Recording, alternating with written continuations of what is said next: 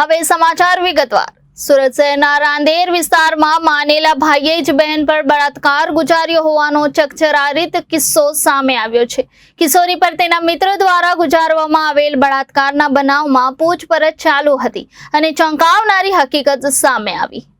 અગાઉ ભોગ બનનાર યુવતી પર તેના મિત્રએ જ લગ્નની લાલચ આપી બળાત્કાર ગુજાર્યો હતો। જો કે આ દરમિયાન કિશોરીનું પોલીસ દ્વારા નિવેદન લેવાનું ચાલુ હતું ત્યારે તેને ચોંકાવનારું નિવેદન આપ્યું હતું કે તેના મિત્ર દ્વારા ગુજારવામાં આવેલા બળાત્કારના 2 મહિના પહેલા તેના માનેલા ભાઈએ જ તેની એકલતાનો લાભ ઉઠાવી તેના પર બળાત્કાર ગુજાર્યો હતો, જેથી આખરે પોલીસે કિશોરીની ફરિયાદને આધારે માનેલા ભાઈ સામે બળાત્કારનો ગુનો દાખલ કરી વધુ તપાસ હાથ ધરી છે।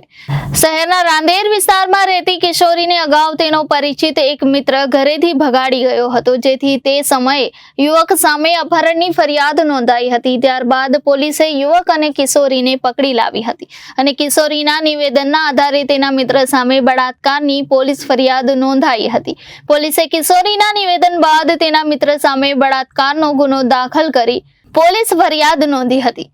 હાલમાં કિશોરીનું નિવેદન લેવાનું ચાલુ હતું તે દરમિયાન કિશોરીએ ચોંકાવનારો ખુલાસો કર્યો હતો। આ નિવેદનમાં તેણે જણાવ્યું હતું કે રાંદેરના રામનગર વિસ્તારમાં રહેતો અને તેના માનેલા ભાઈએ તારીખ 19 માર્ચ 2023ના રોજ બપોરના 1 વાગ્યાના અરસામાં કિશોરીના ઘરે આવ્યો હતો અને એકલતાનો લાભ ઉઠાવી તેના પર માનેલા ભાઈએ જબરજસ્તી કરી કપડાં ફાડી નાખી બળાત્કાર ગુજાર્યો હતો, જેથી પોલીસ હાલ કિશોરીની ફરિયાદને આધારે તેના માનેલા ભાઈ સામે બળાત્કારનો ગુનો દાખલ કરી વધુ તપાસ હાથ ધરી છે।